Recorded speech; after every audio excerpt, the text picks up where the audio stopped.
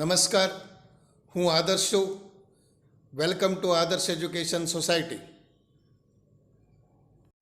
Standard 10th, Subject Science, Chapter 8, How do organisms reproduce? Dear students, in the last video we have discussed fragmentation, regeneration. Now we will discuss about budding. So how the organisms, unicellular organisms reproduce by the method of budding. See, organisms such as Hydra. So here the name is given Hydra. You know that Hydra reproduce by the regeneration also. And by budding also Hydra will reproduce. Organisms such as Hydra use regenerative cells, using the regenerative cells for reproduction in the process of budding. Okay. And here how it will be takes place, you see. In Hydra, a bud develops. See, in Hydra, the bud develops into tiny individual and when fully mature, detach from the parent body. So you will see the diagram wise. See, look here now. See, for example, this one is the diagram of Hydra. Okay. See like this. And here the small outgrowths will comes. And next what will happen, you see this Hydra again, this will be still further it develops. And third way, in the next one, so it develops fully and like this becomes, then this detaches, separates from the parent body. Then become a new individual organisms.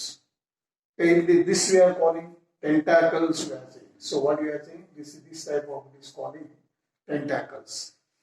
So in this way, these birds develop into tiny individuals and when fully mature, detach means separate from the parent body and become new independent individual.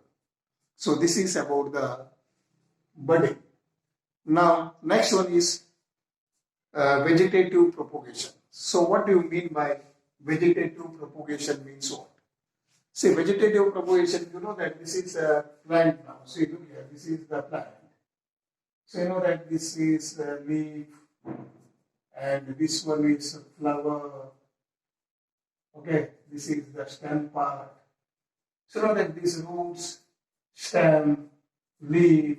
So you know that the flower is the here, both male and female gametes will be producing. So that's why this is not considered here. Because here sexual reproduction takes place. And here, apart from this, apart from the flower, remaining leaf, roots, stem, leaves. So these are all vegetative parts we are saying. Vegetative parts or vegetative propagation. Vegetative development. So there are many plants in which here parts like roots, stems, leaves develop into new plants under appropriate conditions. Unlike in most animals, see here the animals question not arises because this is only about the vegetative heading is given only about the plants only, not about the any animals.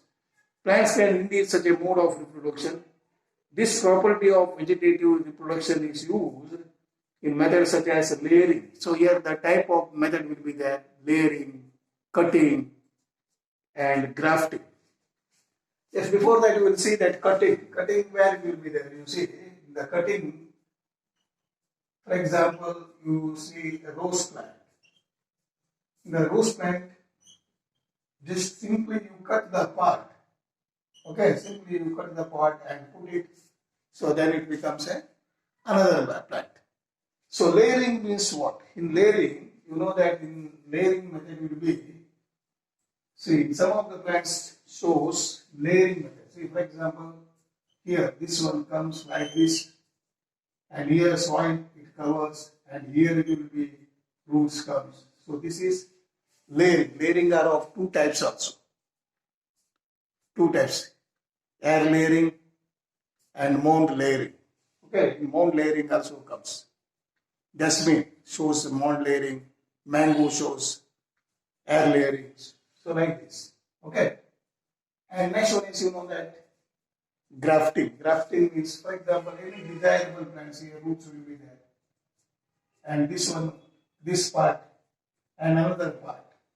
So will be what you are saying here, making combined together. So this one is a grafting method. Okay. So here you see now the plants can indeed here this type of property of vegetative propagation is used in methods such as layering, grafting to grow many plants like sugarcane, roses, or grapes for the agricultural purposes. Plants raised by the vegetative propagation can bear flowers and fruits. See, it bears flowers, fruits earlier than those produced from the seeds.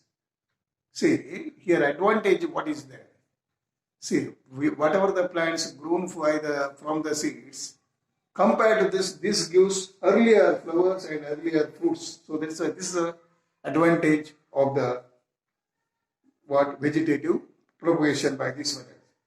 Such methods also make possible in propagation of plant like such as banana, orange, rose, jasmine. See, these are all the plants will not bearing the seeds. Okay, orange you will get the seeds. But even this can have lost the capacity to produce by the seeds. So another advantages of vegetative propagation is that all plants produced are genetically similar enough to the parent plant to have all its characteristics.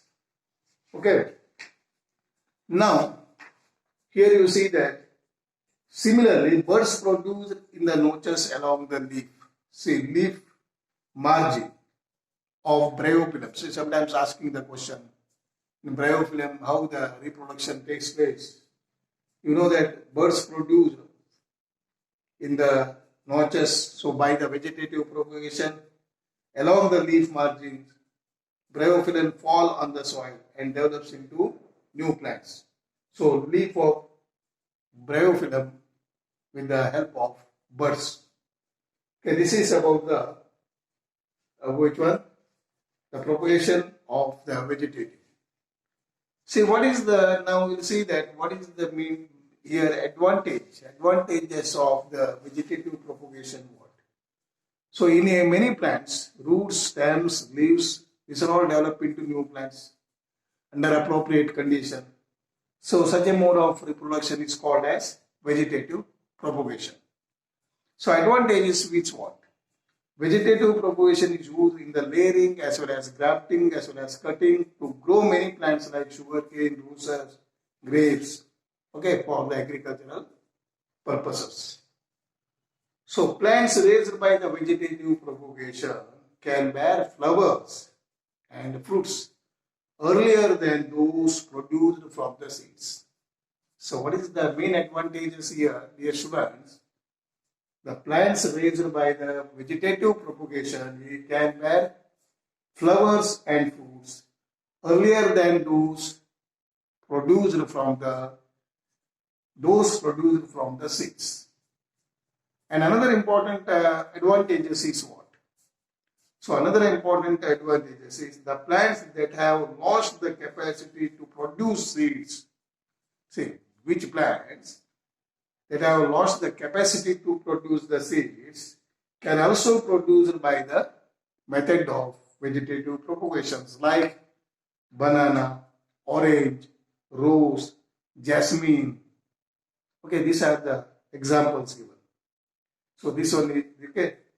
And next one more important advantage is all plants produced by the vegetative propagation are genetically similar to the parent plant. So these are all about the vegetative propagation. Okay. Now next one is tissue culture. Tissue culture means what? You know that in the tissue culture is an advanced technique. See, tissue culture is what? For example, any plants will be there like this. Okay, like these plants. So this one is from this cut off the tissue, and this tissue will be growing It's an advanced technique by which new plants are grown by removing the tissue, by separating the tissue or separating the cells from the growing tip of the plant. So, growing tip of the plant. And root apex or stem apex, or either it may be root apex, root tip, or stem tip. And this region has, that meristematic tissue should be there. The cells from the growing tip of the plants are placed in an artificial medium. So these are placed in the artificial medium. Okay, like this. Here nutrients will be providing. Okay. Then the growth promotes by the and here hormones are also will be, that auxin, cytokinin, these are the hormones, growth promoting hormones also will be there. The cells divide rapidly and to form a small cell mass. So that is called as callus. So here this type of here it will be formed. So that you are calling callus, C-A-W-S. The callus is transformed to another medium. Then again this callus is transformed to the another medium containing hormones for the growth and differentiation. For the growth and differentiation. Then the plant plates are placed in the soil so that they can grow into mature plants. In this way, and that is taken into the or put into the soils can grow into mature plants. So advantage is what? Many plants can be grown from the one parent in disease-free conditions. So this is made in the disease-free conditions. So that is why that from this the developing of other organisms are also developing in the disease-free only. So this technique is commonly used for the ornamental plants. So this technique is used in the ornamental plants or decorative plants. Okay. So this is about the tissue culture. This is also very important one, tissue culture, budding and vegetative propagation. This all. Okay, dear students, we will discuss in the next video spore formation. Thank you. Bye bye. Thank you for joining us.